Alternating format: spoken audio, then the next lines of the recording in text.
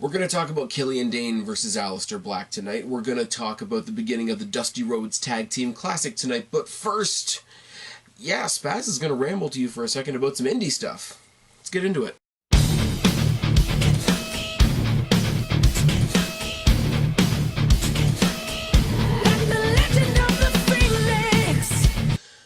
What's going on, everybody? It's your buddy, it's your pal Spaz Phoenix, the YWC Reality Check here with the NXT review for March 7th, 2018. But as I said, in the house cleaning, we're going to talk a lot of not WWE for a second.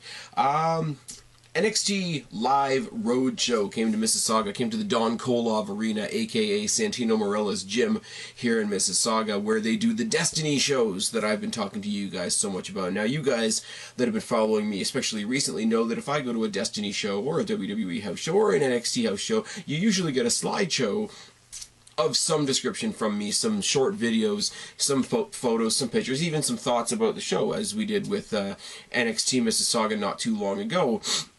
You'll notice that there's no slideshow, there's no highlights from the TNA show, because it was really, like, it was fun. Like, you got an indie fan following type feel in the Don Kolov Arena, which, as I have to really bore down and say this, it's not an arena. It's the gymnasium where Santino Marella teaches people how to wrestle and teaches people jiu-jitsu and taekwondo and some actual legit mat wrestling, etc. And they throw up some bleachers, and it's a good time. And the Destiny shows are a lot of fun, as I've said before. I've shared that with you guys in the past. But they were playing host to Impact. If that doesn't show you how far down the pike Impact has come, then I don't know what else to tell you. It was pretty cool to see some people that I'm becoming familiar with from Destiny. Stone Rockwell and Tyson Dukes and the Walking Weapon Josh Alexander are some guys that I could mention off the top of the cuff, and I'm going to talk about Josh Alexander again in a second. To see them going up against some of the TNA guys, I guess. Eli Drake, whoever the fuck Eli Drake is, can fuck the fuck off.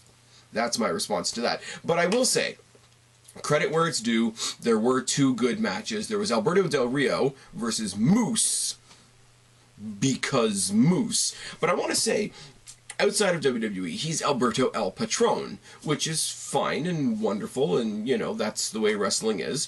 But he's still wearing his ADR ring gear, like the Alberto Del Rio calligraphy on the ring gear, so you're not even trying with that shit, are you? Also, Alberto Del Rio as a face, I'm not interested in the slightest, and he tried to cut a super babyface promo after the fact about how this is the last leg of his tour, and, you know, he's going home to see his family again soon, and it was a nice moment, but not what I want to see from Alberto Del Rio, and a lot of people didn't want to see Alberto Del Rio, you know, especially with the all the different controversies with Paige, etc., and some of the shenanigans that they got into. But a lot of NXT chants at the TNA show, too. And also, it's being taped. It's apparently being broadcast on Twitch this Friday. So it's a televised house show in a gym that's not even... It's not even going on YouTube. It's going on Twitch.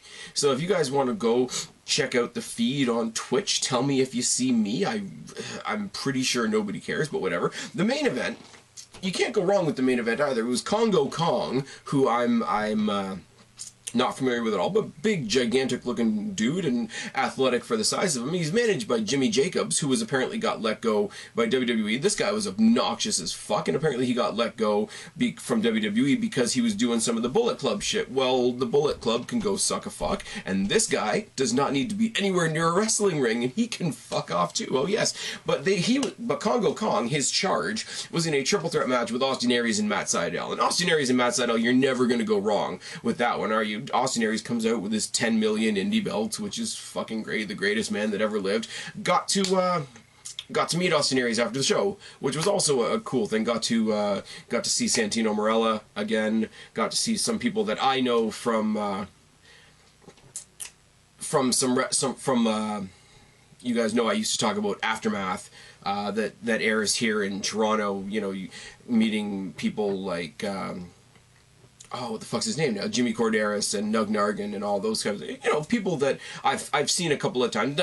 Not saying, I'm not going to be like an indie mark. There's, oh, I'm friends with so-and-so. It's like, they recognize my face. That's somewhat nice. I've exchanged Twitter shit with Jimmy Corderas. It's nice. Doesn't really mean much. Now, that underwhelming show aside, great show, great in the terms of the enthusiasm was there. Santino Marella, Don Koloff Arena, and their staff were very welcoming, tried to make it feel like a big deal. But in between each match, they were trying to, like, basically beg the crowd for a reaction, and that's never a good thing, is it?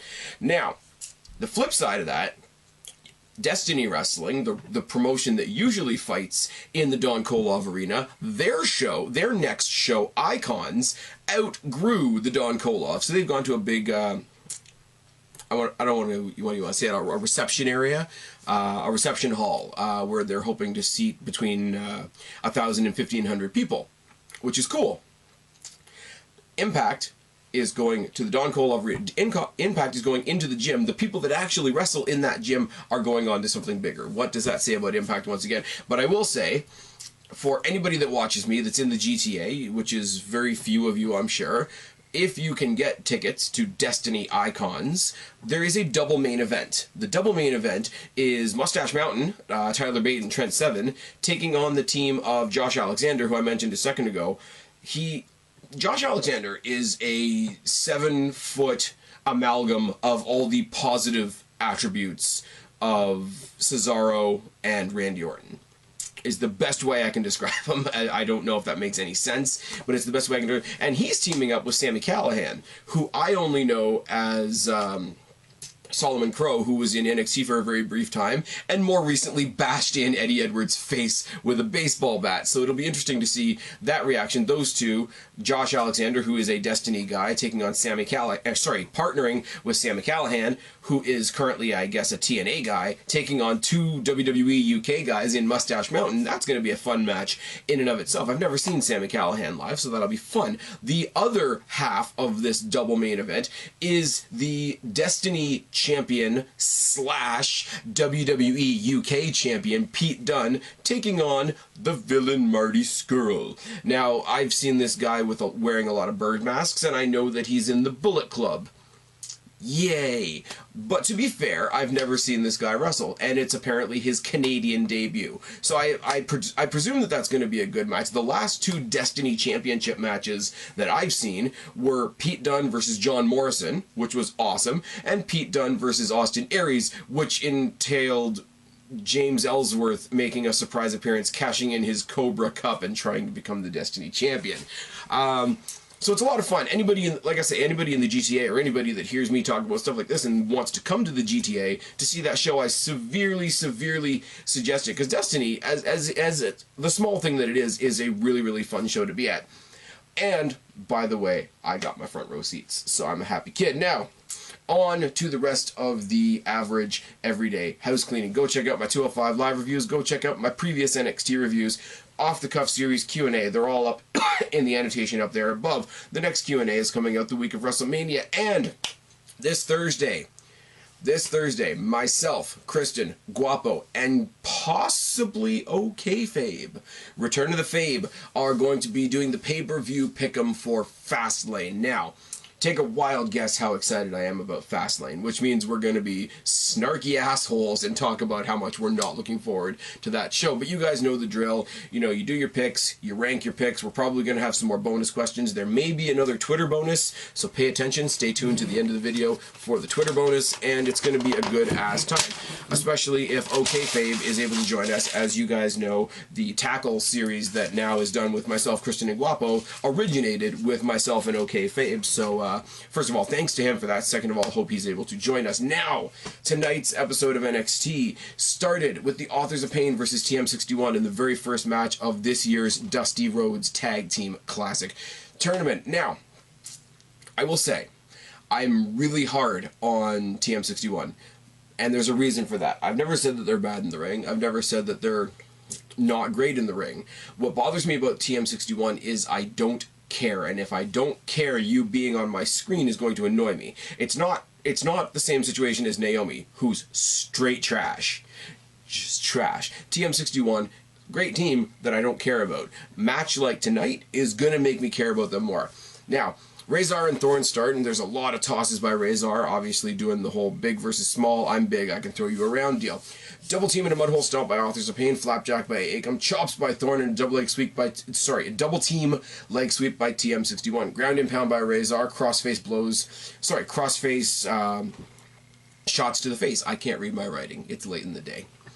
Double leg takedown / spear combination by Razor, double team slam by Authors of Pain, clubs to the back by Akam. I told you I can't read my writing. DDT by Miller. DDT by Miller on somebody that much bigger than him is a little bit amusing, but not enough to make it shit. Uppercuts by Thorn, lariat, dropkick, and a cannonball. The cannonball that he does is awesome, and it kind of, as much as I hate to say this, puts the cannonball by somebody like Kevin Owens to shame, because it looks a hell of a lot crisper, just because of the type of wrestler that he is. Forearms by Thorn, and a modified Falcon Arrow on one of the Authors of Pain. And again, I don't particularly care for this tag team, but if you got somebody the size of the Authors of Pain, you're able to pull off a modified Falcon Arrow slam maneuver on them at all, then it's fucking wonderful. Boot by Razor. And then we get a sit-out powerbomb / neckbreaker combination by Authors of Pain, which is, you know, they have 3 or 4 different tandem maneuvers. They have the last chapter, they have this powerbomb neckbreaker combination, and they have the Super Collider, which is that double powerbomb thing that they do. Suplex by Thorn, moonsault by Miller, and apparently Nick Miller is so special that he has renamed the moonsault Blue Vengeance. For reasons, but Razor grabs Thorn, and I'm pretty sure this is the coolest thing I've seen in a long time, you know, take that for what it's worth. Razor picks up Thorn, turns sideways, drapes him out of the ring, over the ropes, and powerbombs him from the middle of the ring to the apron to the floor in one continuous maneuver. And as I believe it was Mizark10 on Twitter that responded to me, because I just put ... that power bomb though, and it's like, yeah, he's dead. He's fucking dead, and he should be dead. Thrown from inside the ring to outside the ring to the apron to the floor in one continuous brutal looking powerbomb. It was great. Exploder suplex in the corner by Akam in the last chapter get the win for the Authors of Pain. Ultimately, I am glad that the Authors of Pain won, because TM61 doesn't do anything for me as characters, but I will say they busted their ass in that match, and that powerbomb spot was fucking ridiculous. So good outing by both teams. The commentary team went over and above, drilling into us the fact that this was the final of the last Dusty Classic, which was actually 2 years ago, which I didn't realize until Nigel McGuinness mentioned it. Authors of Pain get the win. We got some more matches coming up next week that we're going to talk about later. In the back, we've got the fake news, the fake press, trying to get William Regal to pick who his favorite is in the Dusty Classic, and he's like, well, you know, everybody's good. I don't want to put any undue pressure on anybody. Everybody's good. You know, BS GM political answer. But then the fake news reporters go and talk to Pete Dunne about his match with Roderick Strong a couple weeks ago. He said, he pushed me to the limit, but the UK title isn't leaving the UK. Roderick Strong confronts him to tell him that he was the better man and he can't do it again. And then Adam Cole and the Undisputed Era start verbally attacking Roderick Strong, saying, hey, I know what you're doing. You're just around begging for another opportunity like you always do. And Pete Dunne turns face for a second and says, yeah, but you haven't done anything here yet. Which is fucking brilliant, because it means somewhere along the way we're going to get Pete Dunne versus Adam Cole, baby! And it's going to be good. Bianca Belair versus a jobber, and the jobber's name was Drew Renee, which I don't care. I don't know why you would bring in a female jobber named Drew when your former champion named Drew is still on the injured reserve list. That's a little bit... They could have given her a different name, is what I'm saying. I'm not saying they shouldn't have given her a shot on the show. You know, you get to be a ragdoll for 5 seconds for Bianca Belair, the STD of NXT. I'm not making fun of her. I just think the nickname and the hair whip, those two gimmicks together, are not helping her in the slightest. She's a great wrestler when she gets an opportunity to show what she can do outside of hitting somebody with her hair. Gut shot, some rolling verticals. Vertical suplex, roll through, vertical suplex, roll through into a front slam. Inverted power bomb which I believe the Big Show used for a brief time, and I think he called it the final cut. I'm not sure. Somebody can correct me down in the box below. Bianca Belair gets the obvious win in less than a minute, and this really wasn't anything to write home about. We find out that Lacey Evans is going to face Dakota Kai next week. I'm pretty sure this is the beginning of the push for Lacey Evans, but I'm more excited to see Dakota Kai, aka Bayley done right, back on my television, so that's going to be fun. And Baszler talks some shit about Ember Moon, as she does. Tommaso Ciampa taking Jera trolling to the next fucking level. No music, no nothing. Walks slowly out across the stage and down the steps. No music, silent, just dragging his crutch behind him, and it's fucking... The boos that come out of the center stage crowd are amazing. For some reason, they set up a "We want Johnny, Johnny sucks" chant, but I'm pretty sure that's because there's a couple assholes in the crowd that just wanted to turn the tide. Not the focal point of this segment whatsoever, but Tommaso Ciampa's new shirt says "This is my moment" on the back, which is great. He starts... He really looks like he's going to cut a promo. And I know they're doing... They did a better version of Roman Reigns after beating The Undertaker at WrestleMania on Raw, where every time he brought the mic up to his mouth, the boos got louder. Every time he brought the mic up to his mouth, the boos got louder. And every time he brought the mic up to his mouth, the boos got louder. And eventually they just erupted in "You suck" chants. He says, "Fuck it," tosses the microphone, walks around the ring for a little bit, giving everybody the eyeball. Then he grabs somebody's Johnny Gargano sign. The Johnny Gargano symbol with the one winking eye, smiley face thing. Rips up the sign, which is fine, that's a typical heel thing to do, but then takes the ripped up pieces of the sign into the ring and beats the fuck out of the ripped up sign with his crutch, which makes me smile. The boos, louder, louder, louder, crescendo, crescendo, crescendo. He's standing there on the rampway watching, basically realizing that he has the crowd in the palm of his hand, but he leaves right as they start chanting "Psycho Killer," you know. Psycho Killer, Johnny Wrestling, Psycho Killer, Johnny Wrestling was the old DIY thing. But you want to let that heat simmer, and you want to not let it turn over into people actually realizing how awesome it is and cheering for him, because that destroys the whole point. This, I'm talking the hell out of it. Go back and watch it. It's a couple of minutes of well done silence by Tommaso Ciampa, and it's fucking great. Anybody that goes up against Ciampa now, I want every babyface on NXT to go out and buy Tommaso Ciampa dinner, because anybody facing him right now is gonna be money. And Mauro Ranallo, yes, he exaggerates a lot on commentary, but Mauro Ranallo's absolute disgust for Tommaso Ciampa is fucking wonderful. Next week, we're getting 2 more matches in the Dusty Rhodes Tag Team Classic. We're getting Jobberelli and Gimmick Lost versus Sanity. Sanity cut a great promo earlier in the night. I forgot to mention that.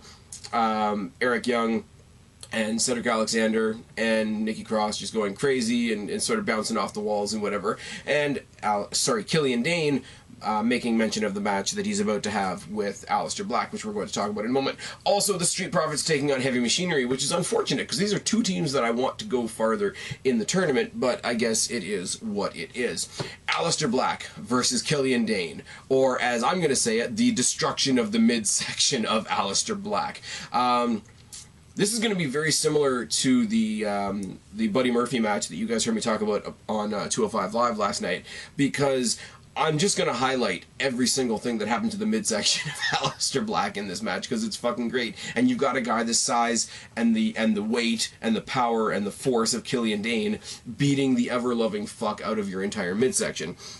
And if that's not enough, to start off the match, running basement dropkick by Killian Dain, dropkicks Aleister Black into the corner. If you can imagine Finn Balor in a match when he double dropkicks somebody into a corner to set him up for the